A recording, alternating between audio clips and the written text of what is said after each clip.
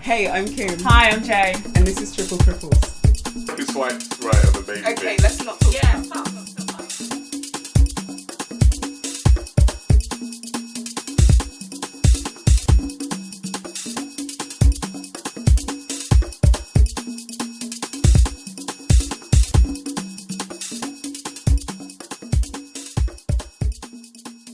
Wonderful. So I think I'm going to start. I'm going to try and keep the flow going between the three of us. So I thought it would be good to hear, so obviously Carly's done a great introduction there, but from us personally. So I will start myself and then ladies can follow. So as you say, I'm Jalé Turner. Hi. And I have had my invisible disability since I was 17. So my whole time through further education and higher education, I have been adapting and adjusting to what life is. First of all, establishing that I have an invisible disability and then kind of trying to understand it and portray it to those around me. And so it's definitely impacted. When you're 17, it's kind of your main space where you're starting to work out who you are as an individual and where you want to go in life. Those kind of teenage, adolescent years are kind of where you build yourself. So it's been quite a journey building myself around my own being and my disability. And so a lot of the work that I do focuses on kind of me understanding that myself and then helping other young people to try and navigate their own journeys. So that's me.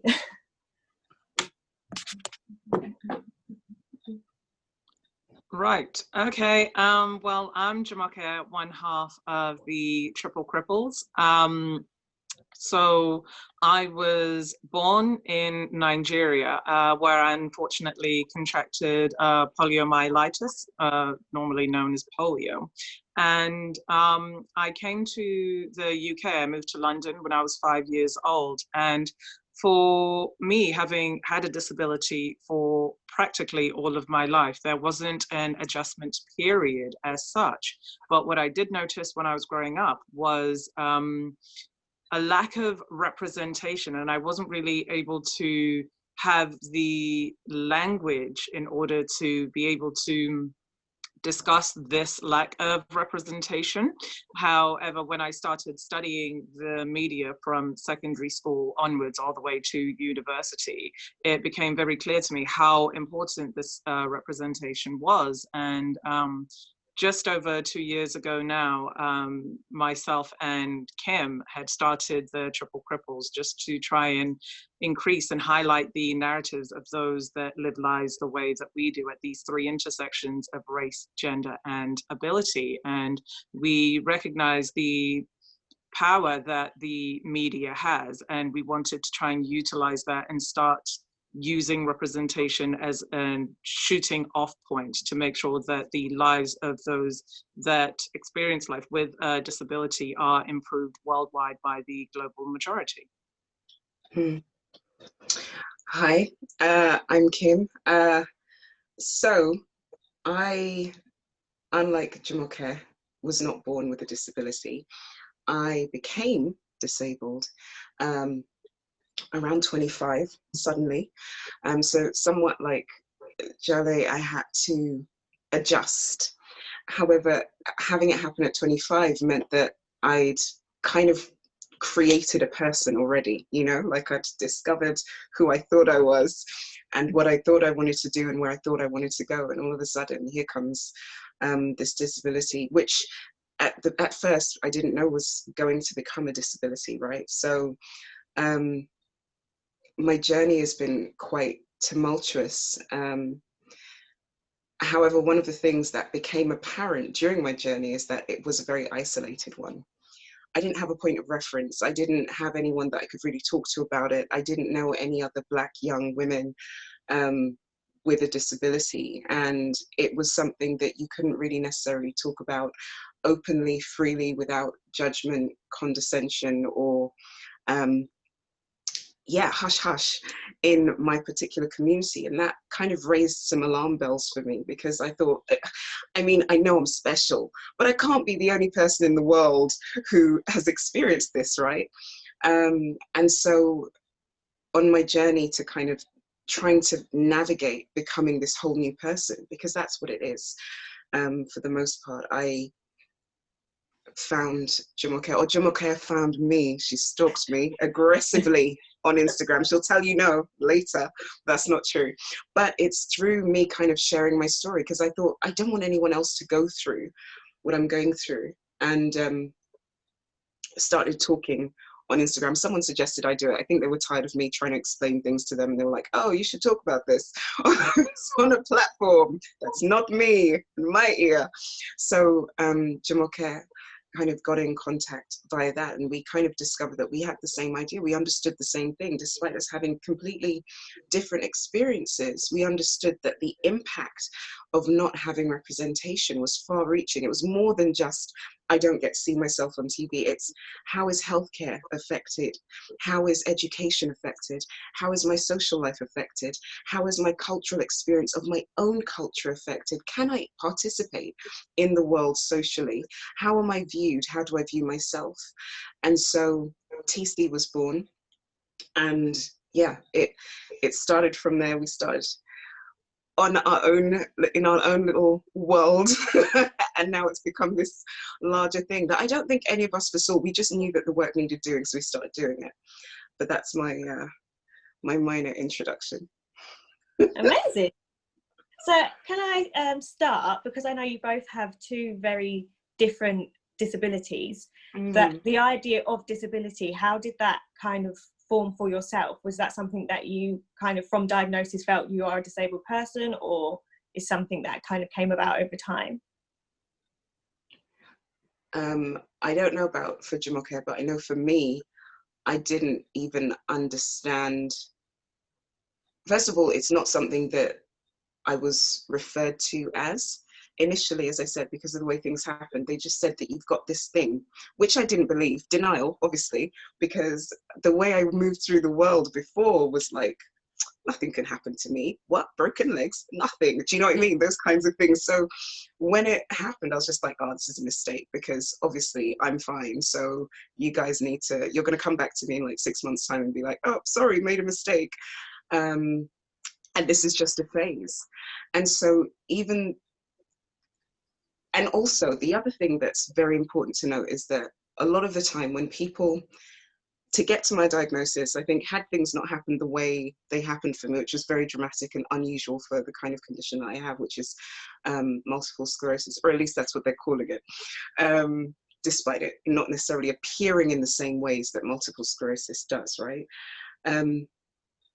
A lot of people who are in my position, who may have had something invisible going on, who are Black, who are women, would have taken a lot longer to get to diagnosis.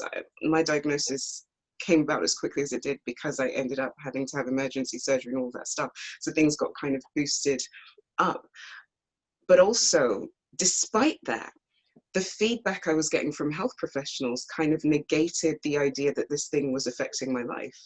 When you talk to them about your pain, they're dismissive. When you talk to them about any of your symptoms, they're dismissive. They don't offer you the same things that they offer your non-Black counterparts. They don't put you in touch with certain services. You find out about things, by the way down the line. You have to fight so hard to get whatever it is that you need, and then you're made to feel grateful for it. And so my denial, plus the way that the medical system and medical professionals were treating me, made me feel like everything was invalid. What I thought I was feeling must be invalid. You know, how I felt must be invalid. And I can't possibly be disabled, because to be disabled must be something way beyond what I was experiencing. And I was obviously being dramatic because no one was taking me seriously.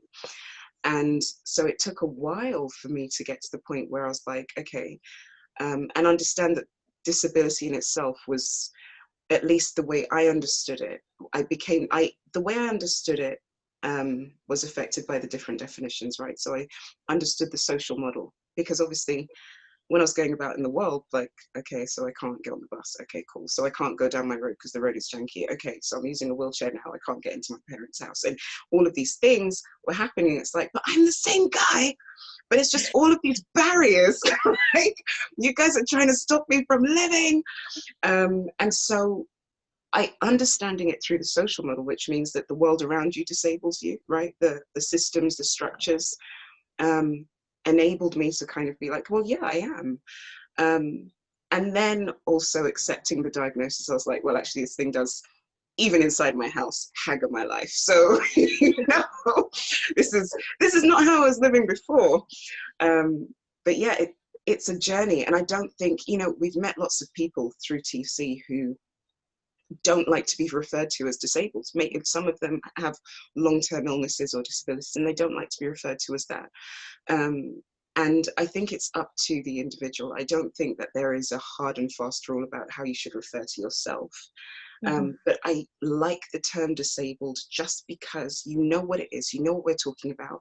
Structurally, it means that we can implement the things that need implementing to take care of this particular group of people.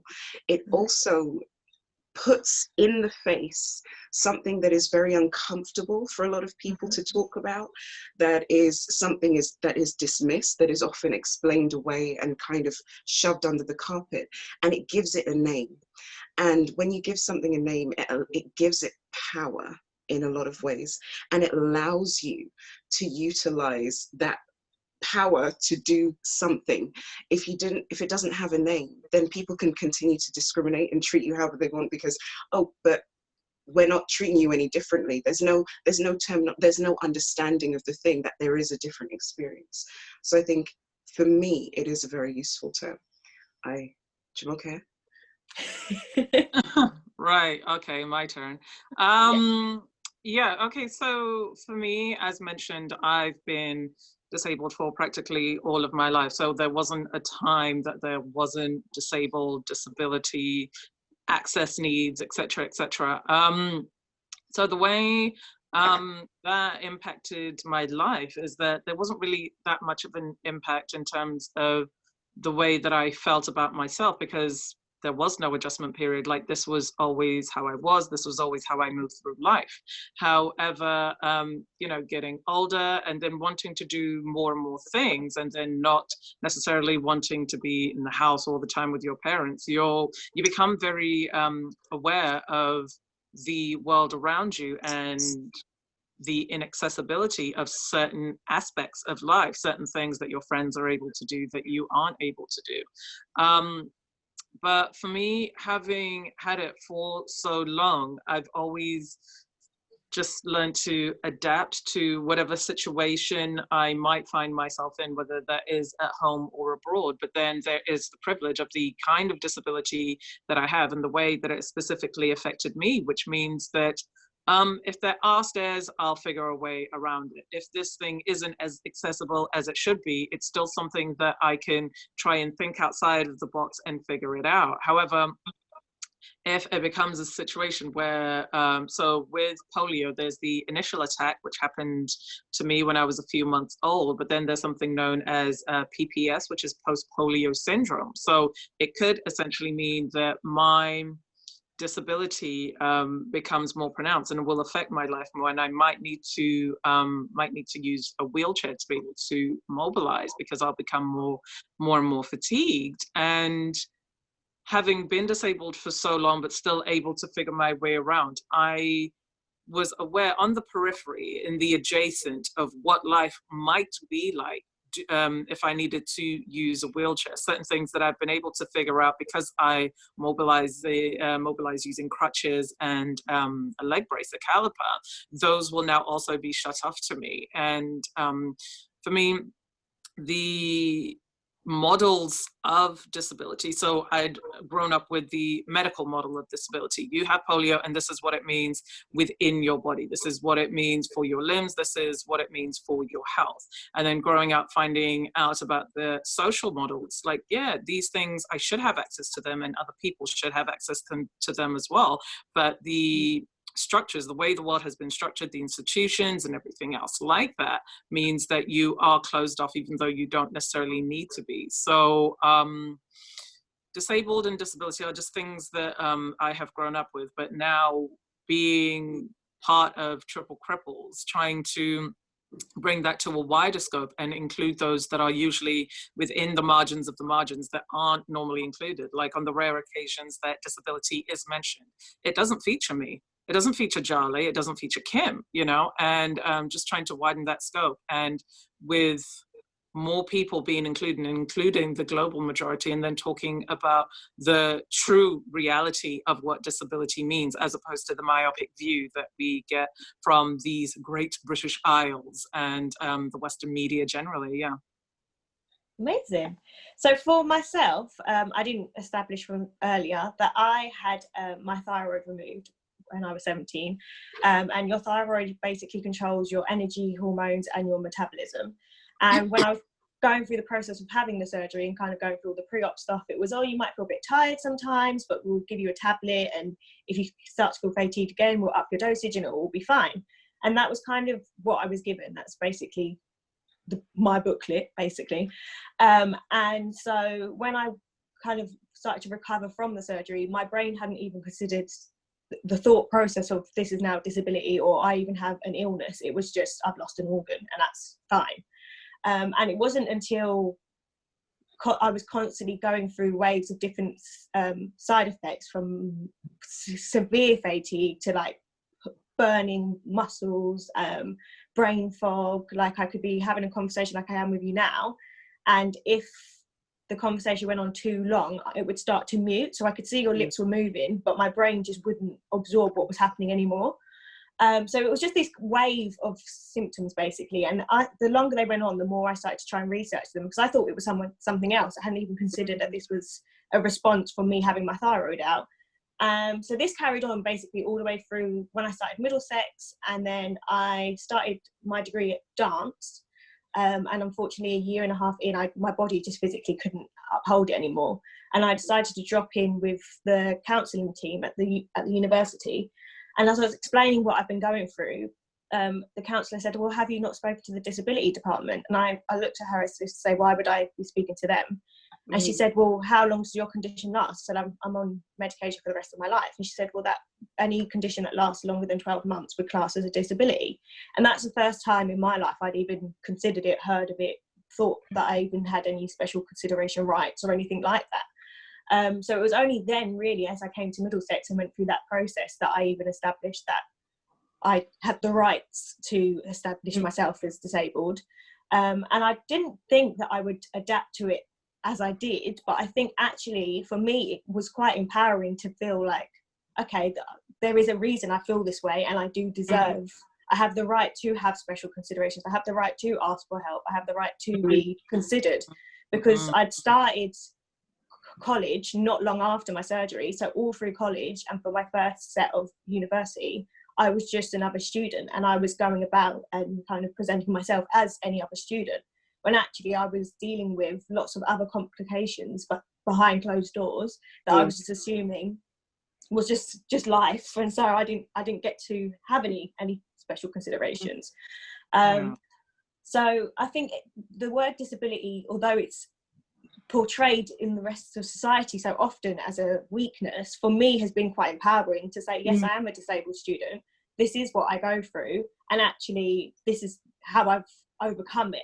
So it's not defined me, it's just become part of me, rather than being the whole thing. I'm not presented as, hi, I'm Jalé and I'm disabled, which I guess is one thing of having an invisible disability, that until I disclose it to somebody, you'll probably not know any different.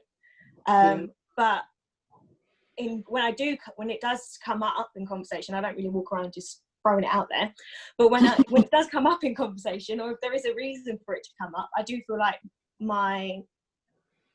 more of myself does come out, because I'm able to show this is what I'm about. You know, being a young disabled, invisible, with somebody with being a young person with invisible disability has been a major part of my outlook on life. I'm very persistent now. When I want to do something, I'm very determined. I'm going to get it done, that I'm going to work through these things. And I think I see life and milestones much bigger than I would have beforehand, when I was just carefree and just like, enjoying life and saying, oh, whatever, just do it.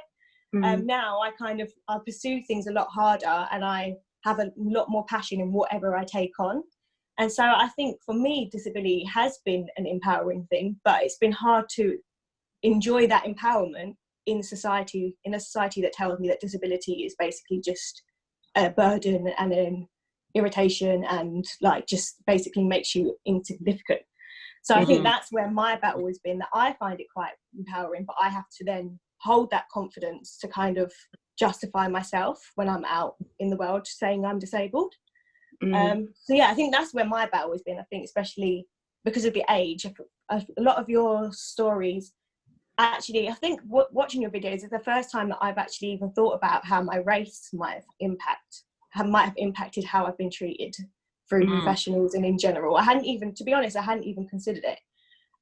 For me, I always just thought it was my age, and I never even put into play my race. So that's definitely been one of the things that I've kind of looked at differently since getting to explore your videos. And speaking of your videos, which is what I want to go on to next, I have quite a few topics that you have both discussed that I was just like, that is just everything that I go on in my head all the time. But before I got into it, I wanted to ask how exactly you go about choosing your topics. Or do you just like have a conversation and go, this needs to be out there, or do you kind of sit down and talk about what needs to be on there? That bit. Yeah, we have conversations and we're like, do you know what? Kym, do you know what's making me angry today? Yeah, that's literally what we do. We go, no, we're gonna talk about this. We're gonna really going to talk about that. And or like one of us will tell a story and be like, yeah, we need to talk about that. Yeah, it's not as contrived as perhaps, you know, the digital world. Like a lot of stuff is very scripted and contrived. There's nothing contrived about any of our stuff, to be honest. We literally on the day sometimes come up with topics and we're like, oh, we'll be talking, and it's discussion, and that's the whole point, right? Because these are conversations that we wouldn't have been able to have with anyone else. So when we meet, like, we're able to talk about the things that, and in ways that are understood with the nuance that is required to understand these topics that actually everyone talks about, but not with the same lens. I mentioned earlier that disability for a lot of people of color is very isolating. Like usually you're the only person in your family who has a disability, usually out of your friend group, your community, all sorts of stuff, who you know, like your network. And so, yes, you may have people who understand what is going on, but they don't understand how it is going on and what certain things mean, right? And how certain things feel. And so having someone else that is having a similar experience can help to illuminate areas that there have been darkness or clouds in your mind, where you've just been talking to yourself in your mind, or like you were saying, like you've been going through things and you haven't ever considered race, never. In all of the, you know, you hadn't ever considered that perhaps the reason why I wasn't warned about some of the brain fog and the this and all of these other things that would happen to me or could happen to me was because it just didn't seem like it was important, or I was expected to get on with it. Yeah. And so it takes for someone outside of you to say, well, actually, no, that's happened to me, or that hasn't happened to A, B, and C, and D, and it's only me and this other person this happened to. Or actually, there are studies that say that, you know, disabled people of color, disabled Black people especially, have lower or reduced participation in all key life areas. There's a reason for that. It's not because we're out here going to the doctor and being like, there's nothing wrong with me, just tell me rubbish and send me away to die. We're not doing that. No one does that. So we have to be able to look at structures, right? And the only way you can do that is if you're presented with information and having someone to bounce off of, having someone to say, yeah, I know what it's like when, you know, you want to go on a date and you're really fatigued and, you know, you have to cancel it, and they think that you're just flaking on them, but they don't understand that actually someone else will, yeah, I know, it's terrible. How do you deal with it? How do I deal with it? And then you can talk about things, you know, or the feelings that emerge from that wouldn't necessarily be understood by someone who doesn't have a similar experience. So yeah, we talk and then I vomit think on the camera. Yeah, I think following on from what Kym said, at the risk of tooting our own horn, but I think what makes us so special is the fact that sometimes we'll be unraveling and unpiecing and like just working through things like while we're actually having the conversation on screen. It's just kind of like, actually, yeah, this is not on because of X, Y, and Z. And when somebody says certain things or doesn't say certain things or does certain things or doesn't do certain things, is It's like they understand the way that feels. So an example will be like in terms of like dating. So either dating online or offline. So with both of us being like visibly disabled women, you don't want, you know, straight out of the gate, the very first thing that somebody else is like, oh, what happened to your leg? Like, you don't want that. But then the flip side of that is that they don't bring up your disability at all. And then you're like, wait, oh, that's not good either. Hold on. Yeah. And then, you know, having somebody to talk to about that kind of gets is like, yeah, I've had the exact same thing, or no, I haven't had that, but you know, something similar to that has happened to me. And just having somebody that you can bounce something off of and somebody that gets it is definitely helpful, because it makes you feel less alone, you know. And it's just kind of like, I knew this was a thing, like even if you didn't have the language for it or whatever, like the feelings, the emotions are still there. And then somebody that can relate, like when you're trying to describe something and you're just like clicking your fingers, like trying to think up of words, like, don't even worry, I got you. And that's a really powerful thing. Yeah, of course.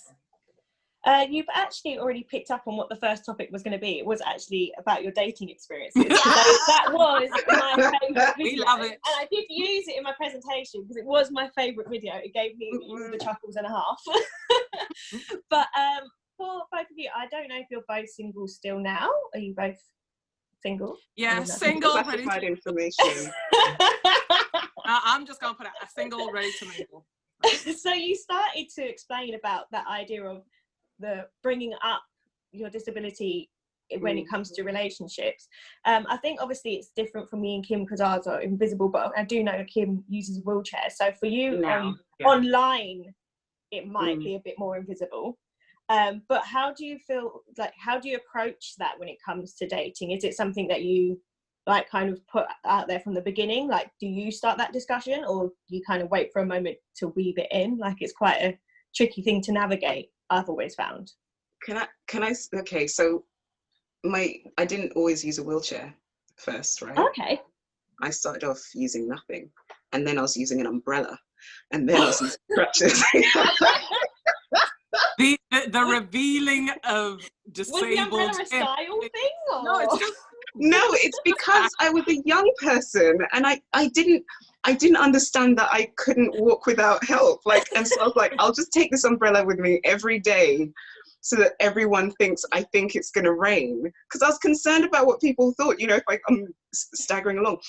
And so I remember I went on a date, actually, with my umbrella. I'll never do it again. I went to 2.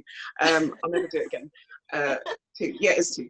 But for each of those, obviously, in the picture that I had on my profile, first of all, this is back in the day, Kym. So you can say back in the day a little bit, but don't worry about that. So I had my pictures there.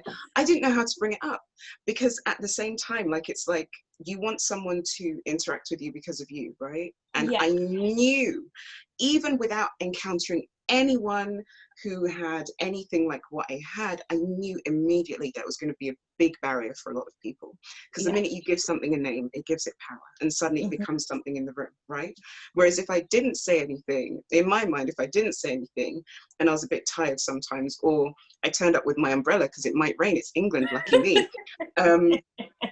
I could still have an experience that would be fun, enjoyable, or someone where I could get to know someone. So it's 3 dates. Sorry to all those people. But wow, it went from 1 to 2. I know. And then I just remembered one of it. But the problem with not saying it was that it was on my mind throughout the entire conversation, throughout the entire dates, throughout everything. So I didn't even get to enjoy the dates, because I just felt so, this thing was there, and when do I have to tell them? When will I tell them? Am I lying? And I didn't know how to, and also I didn't know how to feel. Is it something that you announce? Like, who goes around with their medical records and go, hi guys, so I just want you to know. Like, no one does that. And so in a way, for me, like, broaching it was such a weird thing. Obviously, when it turned into crutches, man was playing it off like it was a broken leg, because people assumed Kym the people skier. assumed. So I had a few pictures on my profile. So regular pictures of me from before, and then a picture, one of them with me looking amazing, by the way, in crutches, sure. as in multi gangster. But because of it, and I was in like wedges, because obviously if you've broken a leg, you won't be in wedge heels. They were like 5 inches, but people were like, oh, you've broken your leg. Is that what happened? And I was like, I'll take it. That's way better than telling someone you have MS, right? Something that you can't even explain, because MS is so nondescript. What's MS? Just a collection of every symptom you could think of from any neurological condition. It's just so flimsy. Like, what is that? Oh, sometimes this, sometimes that, and then just going through a laundry list. Like, that is very heavy. It's a lot. Yeah. And at the same time, nothing at all, because it's not like, okay, you know what, it's this thing that everyone knows about. Like, if you say to someone you have cancer, 9 times out of 10, they're like, oh, I know what that is. I know someone who has it. I know of the charities. I know the parts of the body it affects. And I know that it's something that makes people suffer. Like, those are the things people think of. Yeah. With MS, it's like, oh, it's different for everyone. I know someone with MS and they're perfectly fine. Like, you get all of this stuff about, you know, how you're just not doing MS right and stuff like that. So it's just like, I didn't want to go into that. So yeah, I'll accept the broken leg, I'll accept the broken ankle, I'll accept the spinal injury that is going to heal within 2 weeks, because that was my deadline. 2 weeks. 2 weeks. Wow. Miracles upon miracles.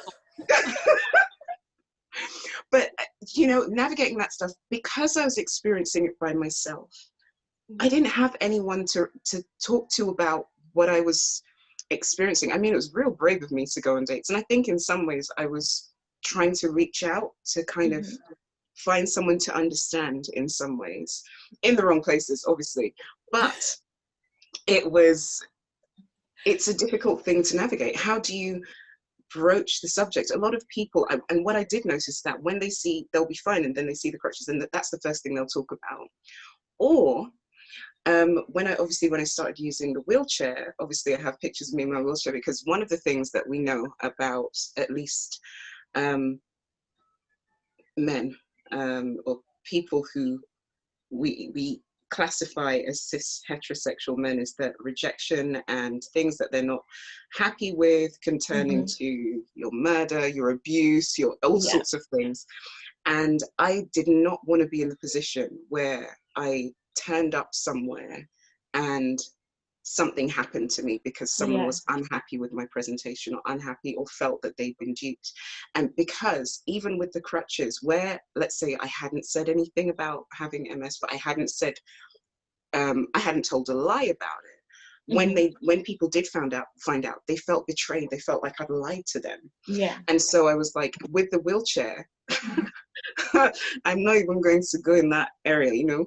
This is me, this is the chair. In fact, if I could put a wheelchair as my main picture, I would. Like, this is what it is. Because it's funny, people don't care as much unless they can see the thing. Yeah. When they can see a mobility aid, that's when they care if you have a condition. Because then it's like, oh, what does it look like? What are the aesthetics? How does it make me look? Because of all of the stigma and taboo and negative, I guess, press around being disabled, as it makes you less than, as it makes you less attractive. It means that you are less than a human. And so I'm walking around with this thing, or being this thing, like I'm supposed to feel sorry for them. I'm not supposed to feel attracted to them. And then that means there's something wrong with me if I like someone who has these things, right? Yeah. So having, like, because of the wheelchair, I never have to start the conversation 9 times out of 10. That's the first thing people will write to me online. What happened to you? Why are you in a wheelchair? Did you break your span? Are you a paraplegic? What is the other one that we had the other day, Jumoke, that was really good? That guy, and what is it? Which one? Is it the wheeling? What did he call it? The wheeling? Like a mobility. A mobility chair, mobility vehicle. Like people avoid the terminology around. People have a way with language when it comes. They have a way with language. Everything but. Yes, and so for the most part, I don't have to bring it up. But the problem with that is that for a lot of people, that is who you are. That's the first thing. Yeah.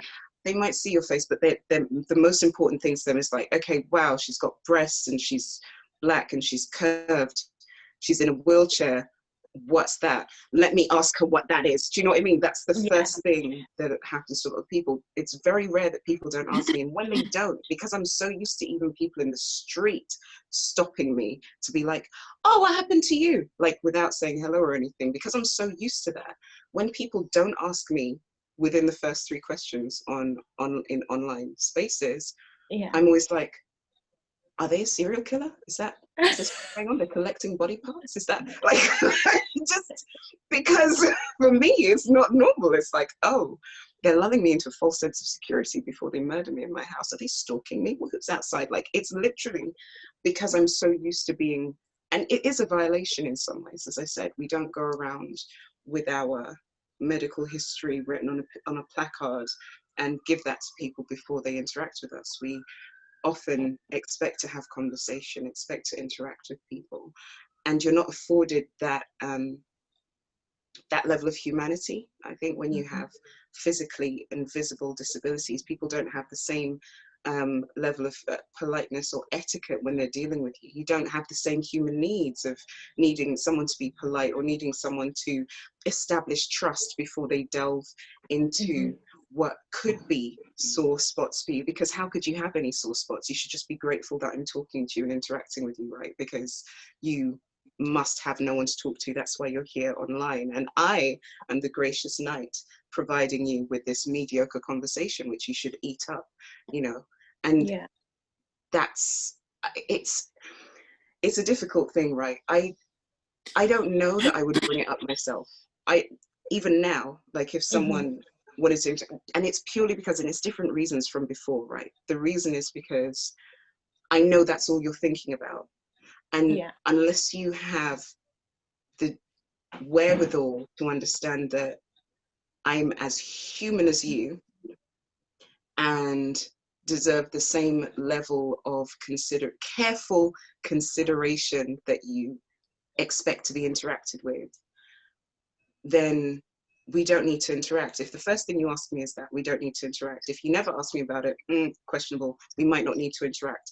But if it's something that you feel you want to bring up later after you've gotten to know me, then that's someone that I think, okay, cool, we can interact because you've actually treated me like a human and not a science project that, you know, you happened across, or you treat me like something.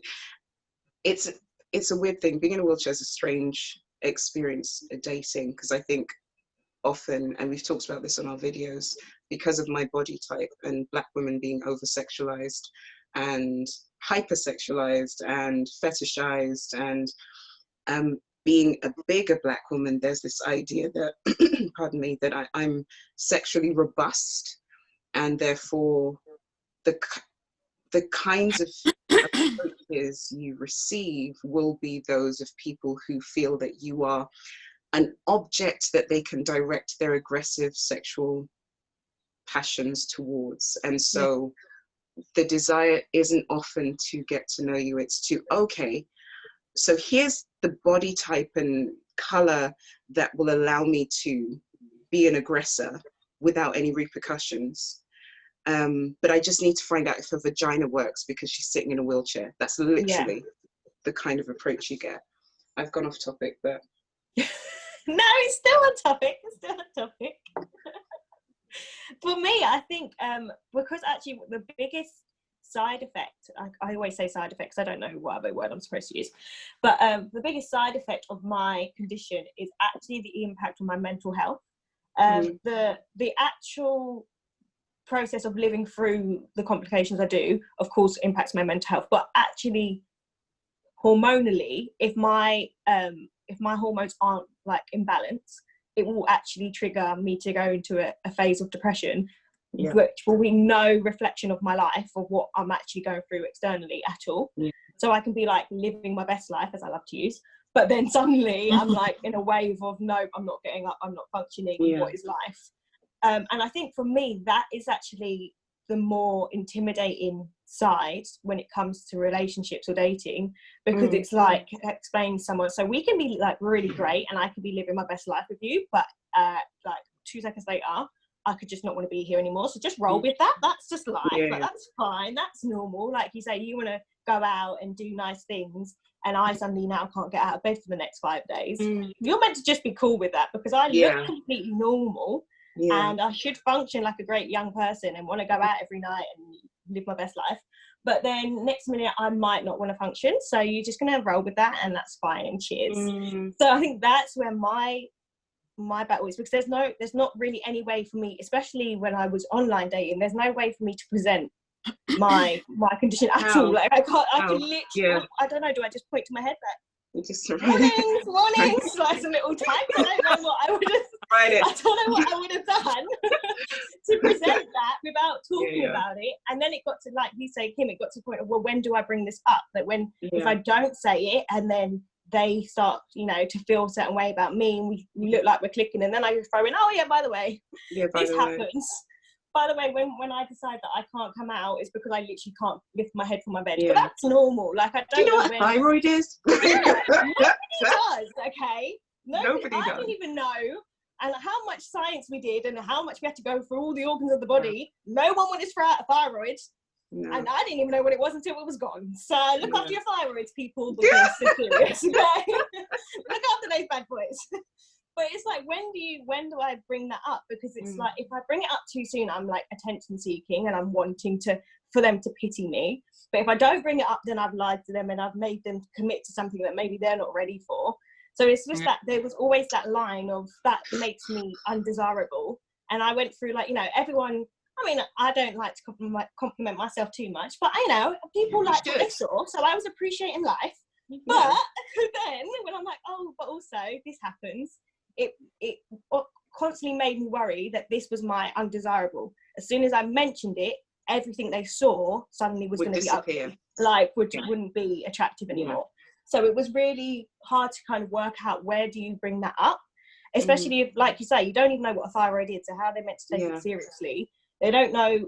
I don't even, at this point, for a lot of that time, I didn't even know what was going on, or how to manage it, or why things were happening. So how to explain that to somebody else when I don't even know what's going on, it's impossible. So it was just always that battle of, how do I really navigate myself with someone else's life when I feel like I can't even navigate my own. Like, this is my 7th thyroidless year. That's what I always say, thyroidless life. And I feel like it took me 5 to actually get to a point that I can manage my symptoms. I know how to manage my energy. I know when a dip is coming. I know what to do when a dip's coming, and I know how to avoid one.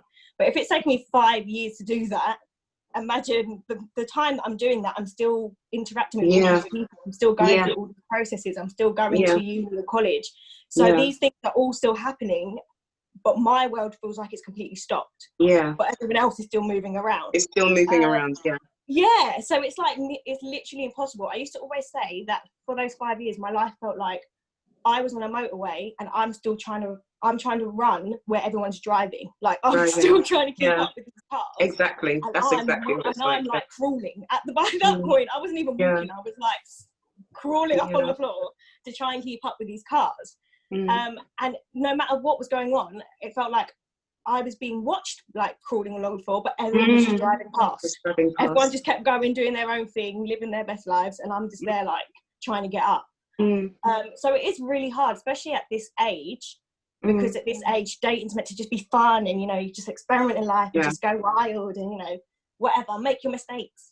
But for me, it was like, if you're with me, you're like husband to be, because this is serious, okay? This is a war. Okay, so the it doesn't have to be that way, right? I think a lot of the things that we think about disability and dating, a lot of it is internalized, especially if you have a condition that affects your cognition, that's a chronic illness that affects your function, as opposed to just your mobility. Like, if it affects your function, it's a lot more difficult to communicate those things, and you feel a lot more weight, because it does affect your ability to interact, and how you, even the kinds of bonds that you form, and the kinds of personalities that can deal with those types of bonds, right?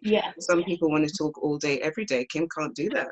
So how you may be great, but we might not be compatible because of this Yeah. particular thing. And that's not because I don't like talking to people every day. That's because I actually physically can't, right? Yeah. So, but that being said, and this is from the school of Jumoke that I've learned this thing, is that whoever, yeah, so Can I go to that school, please? yes, whoever, listen, I've been in that school for 2 years. It's brilliant. It's done wonders for my self-esteem. But whoever comes into your sphere in whatever sense,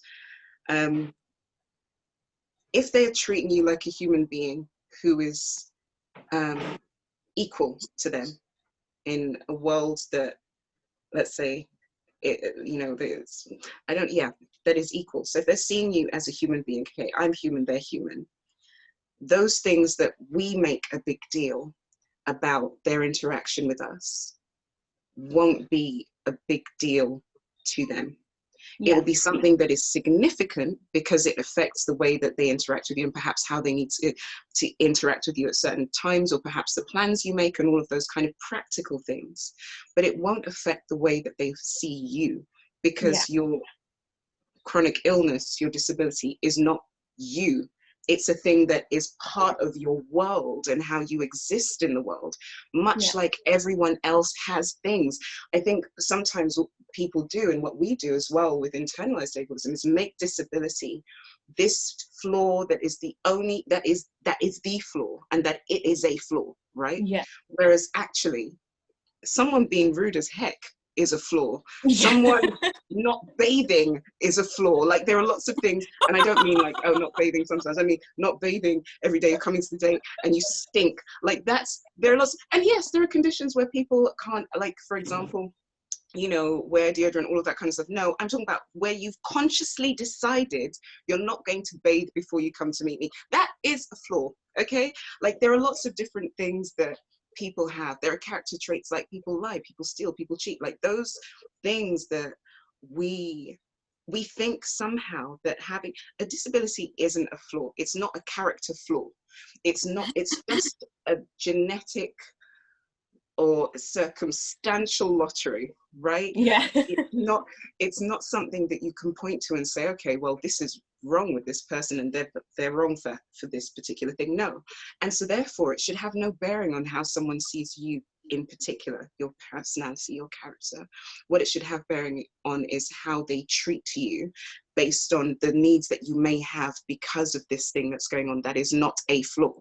And so when you're then interacting with people, or when people are interacting with you, having that in the back of your mind and knowing that actually these are all the things that are super important about me, right? As a person, as my character, as my personality. These are all the things that I want from an interaction. These are all the things that I want to feel when I interact with someone. Those should be your primary things. Those should be the things at the front, not, oh, how is someone going to feel about me needing to rest sometimes because I'm tired? Like, that is not supposed to be the leading thing. And if that is, then that person hasn't made you feel like a person, they haven't made you feel comfortable enough to just be and understand that, or comfortable enough to be and be able to say, hi, I'm not feeling so good today. This is what I need. And it's not to say you're going to give them a laundry list of, okay, every day I go through this, and that, and the other, but it's just that as and when things come up, because that's what life's like. As and when things come up for human beings, we mention them. We'll say, oh, this happened today, that happened today. Very rarely do you encounter someone on the street and they go, today I wasn't feeling bad because my grandmother, blah, blah, blah, blah, blah. And when I was a child, da, da, da, da, da. Like, that's not what happens. Like, as we get to know people, we discover them. We embrace the different parts of them, the different facets of them. And it's the same with having any kind of condition. And so, yeah, you put your needs and your desires and your wants and your loves are supposed to be at the center, because that's where everyone else is feeding from, right? And so you set the standard and let them meet you where you are. And if they're not meeting you, bye-bye, next. Like, that's literally, and that is definitely from the school of Jumoke. Definitely. That's I need to sign up to that school ASAP. Let me, anybody out there, if you want to enroll in the school, let me know. Just have a little comment. I give tuition. I will say what you guys have brought up in terms of, because my disability, it affects the physical, so my physical body, and having been disabled a lot longer than both of you, because it didn't happen later in life. For a while, in terms of the dating world, dating experience, I didn't. Part of that was because of my disability, but the other part of that was also my upbringing, coming from traditional, like, Nigerian Yoruba home. But when I did start dating, it always felt a little bit awkward, just because this is where the representation comes in again. I love TV. I love watching films. I love all sorts of media. I'm always consuming it. But whenever I would watch anything, see an advert anywhere, the person being pursued, the person that's being approached in the music videos, the girl that you want to get at the end of the film, the main love interest in the TV show, she never resembled me. She never lived life the way that I did. So anytime somebody, I distinctly remember an incident in my first year in university, could have handled it a little bit better, let's just say that. But I was just surprised that they were interested in me. Now, that's not to say that I didn't think I was beautiful. I've always thought that I was beautiful. Another lesson from the Jumoke School of Life. But that was never it. But I was just confused as to why they would want me, Jumoke, the disabled girl. I was just, it freaked me out. And like physiology, crazy little mom.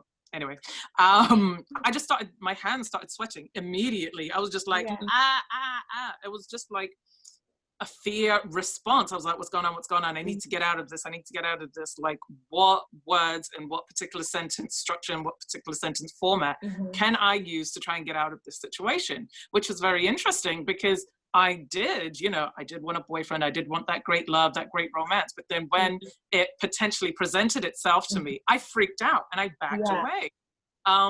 But for me, having had a visible physical disability for all of my life, essentially, there was no avoiding that. There was no way to try and skirt around the issue, skate around the issue. Like, I will show up with the crutches. Like, you'll hear me before you see me. So I know it's very big. Yeah, in terms of dating, though, because of the great foundation that my parents gave me growing up, I won't put up with nonsense. I really won't. Like, I'll dip out immediately. So even in conversation, it doesn't have to even get to meeting. Yeah, I mean, like, one sentence, done.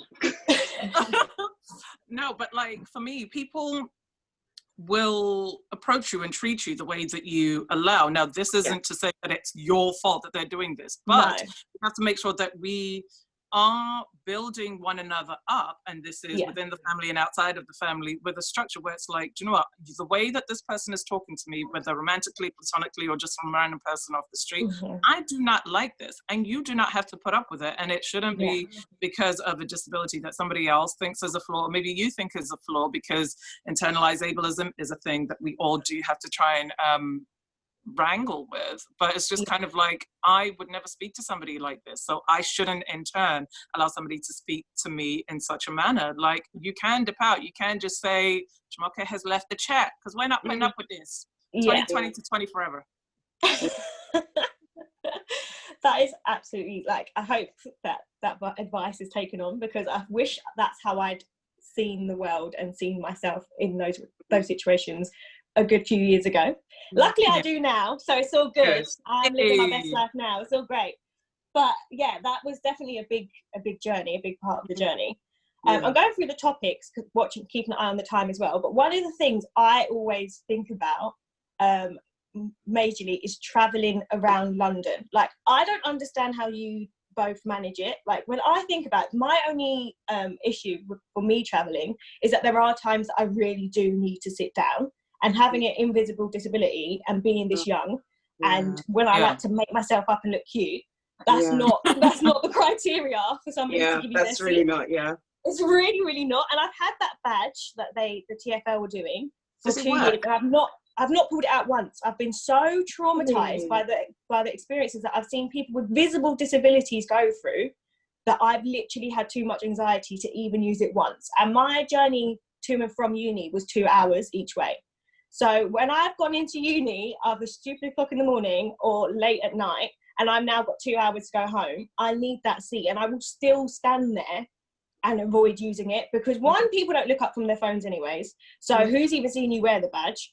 And two, if they do, they're just going to quickly look back down at their phone to pretend they didn't see the badge.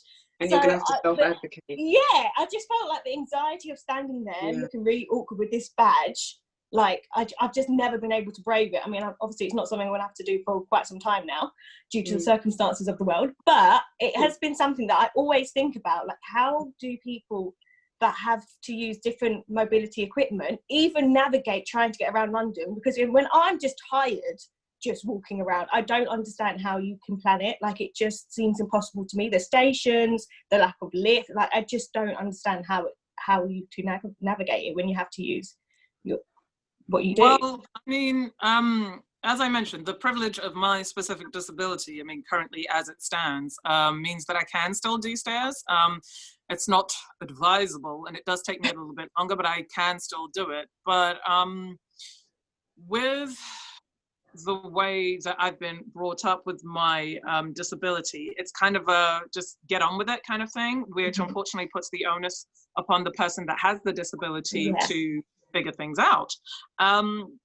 So through my schooling life, at least up until college, I was either taken to school or college via cars or like a school bus when I was in secondary school. So I didn't actually have to use public transportation until much later, when I wasn't traveling with my parents.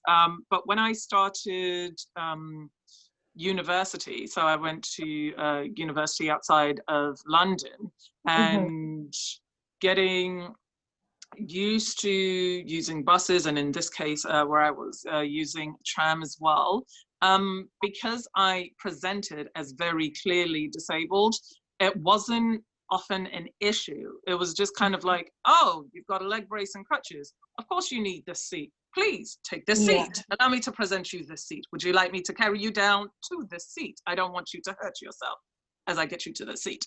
But being in London, I remember my very first job, I was all excited, you know, I was like grown up, my first job out the gate, finished university. And I'd gone to the station, dealing with the huffing and puffing of the stairs, trying not to get knocked down the escalators, trying not to get knocked down the stairs. And the very first train came through, and this was during rush hour, and I was like, okay, right, the first day of the rest of my life begins here. It was jam-packed, a few people came off, and then more people rushed on. I was like, okay, all right, I'm gonna let this one go, and then I'm going to get the next one. 1, 2, 3, 4 went by. I was like, yo, I'm gonna be late. I can't be late, it's my first day. That fifth one, I shoved myself in. I posted up, used my elbows. I was like, excuse me, please. Like, typical Londoner things where I was like, these people are going to take the pee. I can't just be standing here waiting for, people to just notice me or just be like, no, please, come on.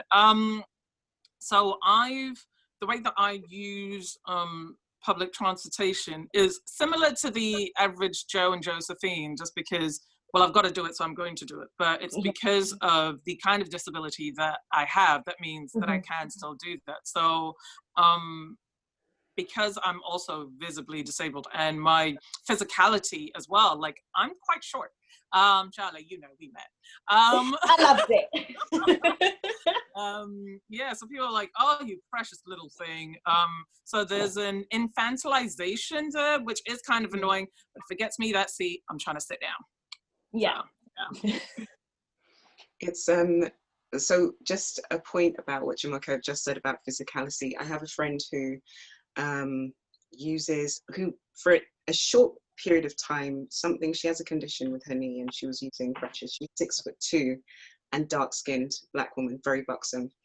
And I say that because it's important how we view how things show up in the world. So she was using crutches for, like, let's say 6 months at the most, and whenever she got on public transport, it was a fight.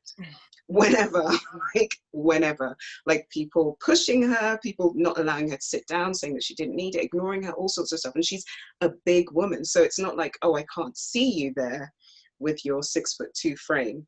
But showing up as a dark-skinned Black woman who is quite big meant that whatever innate prejudices people have towards darker skinned Black people and Black women in general were just amplified by her condition, by her visible disability, as opposed to they didn't make the world a more gentle place for her.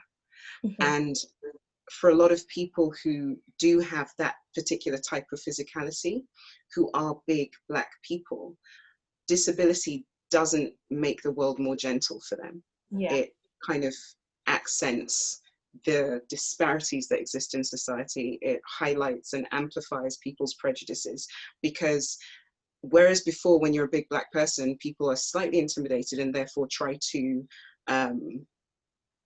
punish you, avoid you, all of those things. Now you're in a position where you can't do anything back. So I'm empowered to exact whatever prejudice or whatever kind of hatred.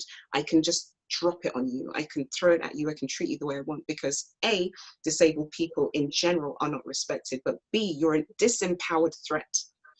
And so for me, that is something that we have to kind of bear in mind. My personal experience, I don't take public transport anymore. I've had too many terrible experiences on there. I can imagine. And also, like, when I became a wheelchair user, because even though sometimes when I was using crutches, I couldn't do long distances in crutches, so I'd have to use a wheelchair to get out, or someone would take me out. There were so many times you'd just be sitting there, bus after bus after bus after bus after bus, and you're sitting in the cold, freezing. And then when I became kind of more disabled and like I have to use the bus or whatever, and I wasn't able to drive and all of these things, it would be a case of sometimes people, I remember one time I was not too far from where I live, and I wanted to get to the shops. One of my friends was going to meet me at the shops, and so I'd gone and I'd waited at this bus stop, and I was there, and 6 buses had passed, and each of them, nobody wanted to move. This last one came, and there were 2 buggies in the place. Now, I never go, oh my gosh, why don't people fold up their buggies and move them? Because I think, first of all, we shouldn't be fighting for space. That's a ridiculous thing. Like, it shouldn't be a competition of kind of who has the most needs. It should be, there should be space for everyone, right? But in this particular instance, the bus stopped, and the driver asked one of the people who had an older child to please fold up their wheelchair. They wouldn't do it.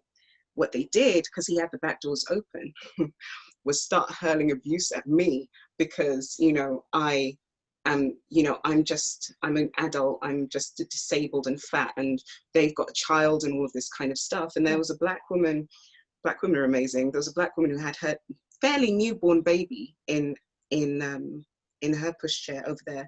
She turned and she started taking up for me, and she got her she started fighting on my behalf, now to the point where she then was like, no, she should be able to get on, and took her pushchair with her newborn off the bus entirely to try and allow me to get on, to the point where the bus driver had to turn off the engine and all sorts of stuff. Everyone's looking down from the top, everyone's looking at me from inside, and now I'm the person who made 2 people with babies get off the bus because of my disabled Black fat ass. Do you know what I mean? That kind of, and so in some ways, like I remember internalizing all of the things that the man was saying. The mother was sitting down somewhere, and the man was just there, and as he was getting off was hurling insults at me, and the Black woman was ready to fight him, but she was holding her newborn, you know. And I just remember and the bus driver put down the ramp, but I didn't get on the bus, because how can I get on that bus? Do you know what I mean? That whole journey, everyone's just going to be like, and people already stare at you, and you don't know what people are thinking, and no one took up for me other than that Black woman. Like, it's not like everyone saw this guy abusing this innocent woman on the side of the road who they don't know had been waiting for 6 buses, each passing, some with space. Some drivers just didn't want to put down the ramp because it's too much work to align it on the pavement, right? And I wasn't going to get on the bus. It's happened a few times where I've been on the bus and someone's just decided to start hurling insults at me, usually white people, which is weird. Well, I mean, it's not weird, but it's weird. Yeah, it's not weird, but it's weird at the same time. It's weird because I just feel like it should be provoked, and it's never provoked. Like, I was sitting there on my way home from the gym with my friend. I was like, yes, gym life, whoop whoop. And this white man just started. I heard someone talking. I was looking down. I heard someone shouting, but I didn't. But it started off as a talking thing, but I wasn't paying attention. I was tired. I just pretended to work out at the gym. Please allow me. So I literally was going for clout. Anyway, so I could say that I went, oh yeah, you know, I'm a trainer, I'm a disabled trainer, you know, so I go to the gym, you know, train out people, you know, because I qualified, you know, I qualified in 2016, you know. So anyway, so I'm hearing this talking, and I don't look up because people talk all the time. And also I'd gotten used to looking down on the bus because people stare at me so much, right? So I zone out completely, because if I'm aware of how much people are staring, the level of insecurity, the level of shame, embarrassment for things that I don't even know I'm ashamed or embarrassed, but the fact that people are staring at you so directly and sometimes frowning and looking you up and down, like, that is a lot to deal with. And so I heard it, and it got louder and louder and closer, and before I knew it, I could see someone standing over me. I just thought the bus was full. I didn't realize that this guy was standing on top of me, shouting how I shouldn't be here in this country, and how, like, I'm just taking up space that regular people should be here, and like I shouldn't be here, and all of this kind of stuff, and effing and blinding. This bus was full. No one said anything. No one tried to stop him. No one intervened, even the person I was with. And so for me, like, experiences like that meant that, first of all, if you can't get on the bus when you need to get on the bus, like, and you end up being 3 hours late for something, there's no point.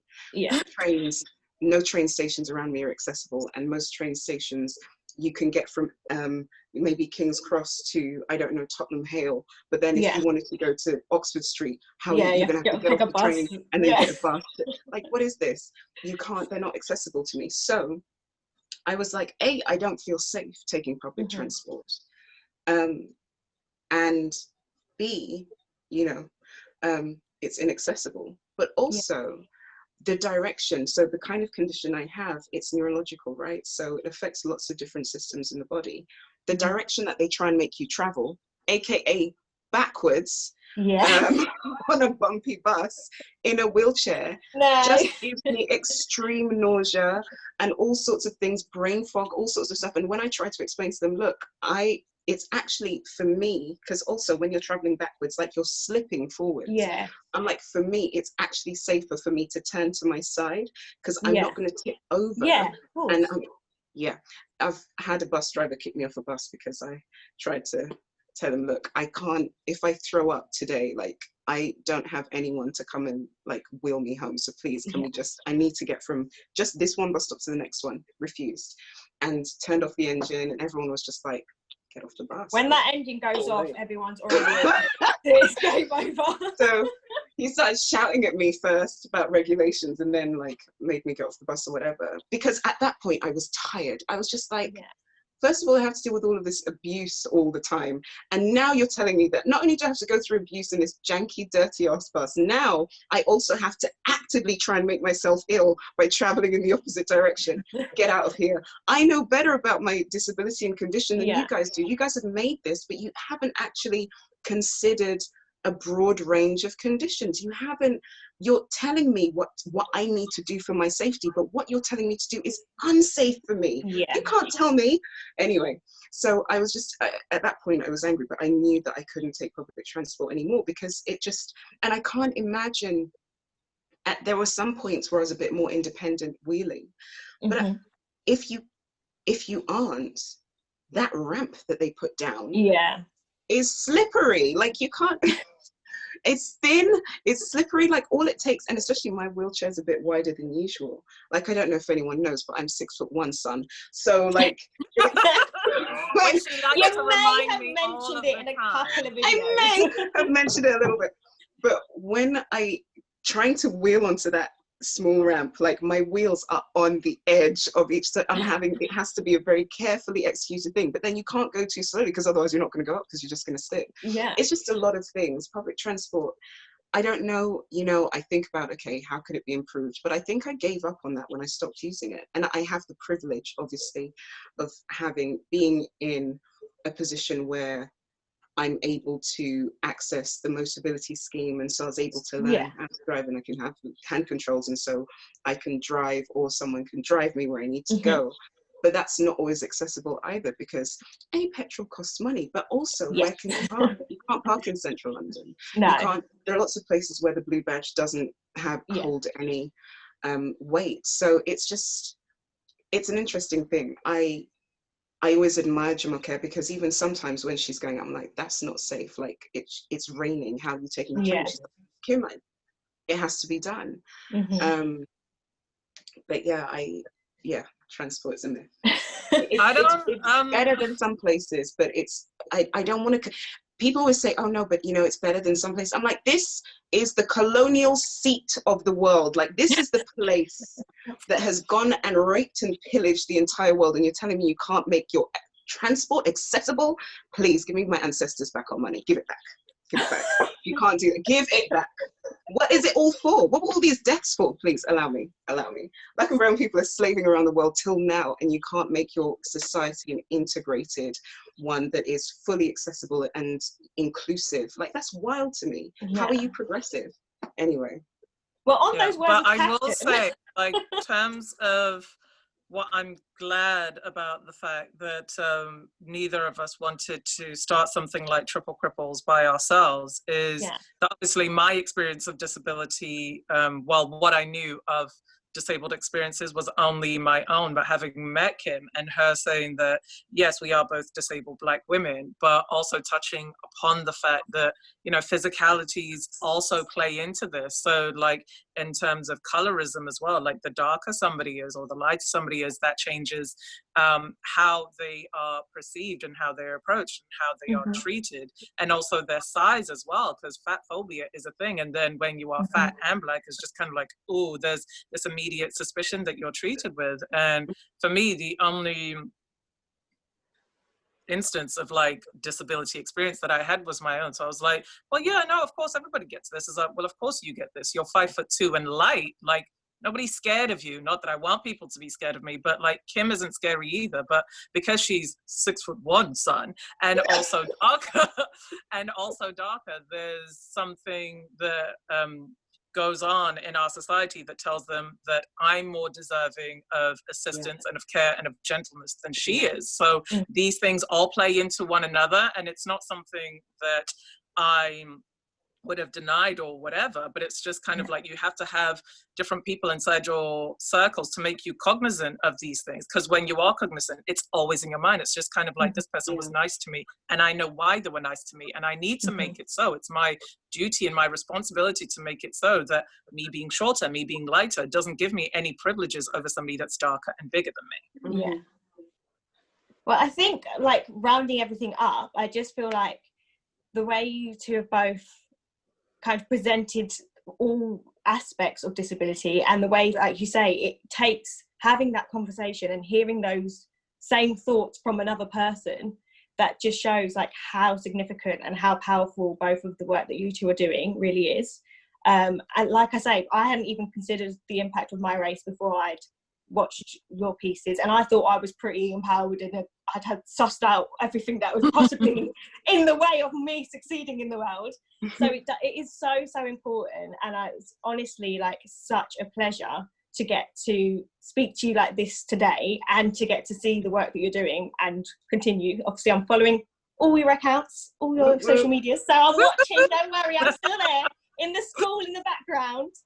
But yeah, it really is an absolute, like, it's such a credit to our community, and you both portray it so well. And you, even though you have your focuses and obviously you're focusing on the impact of us being Black women and disabled, I feel like your voices and the things that you say can be understood and appreciated across the whole disabled community.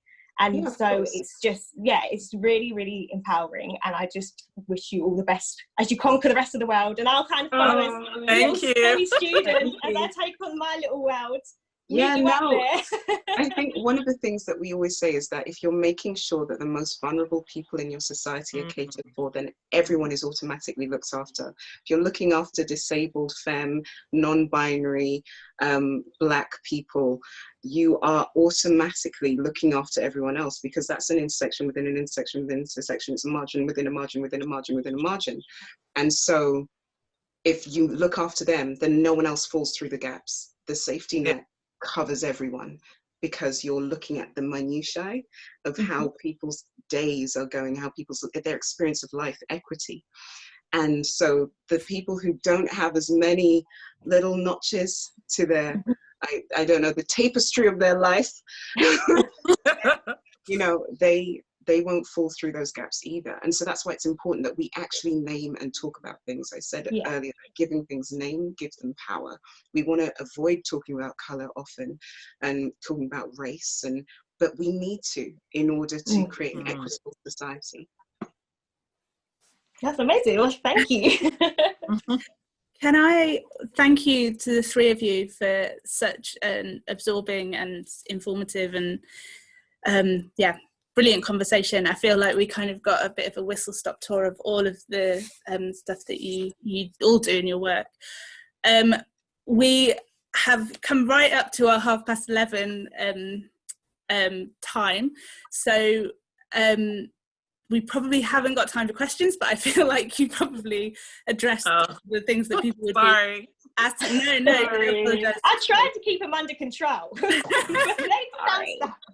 Don't apologise at all. It's been brilliant listening to you.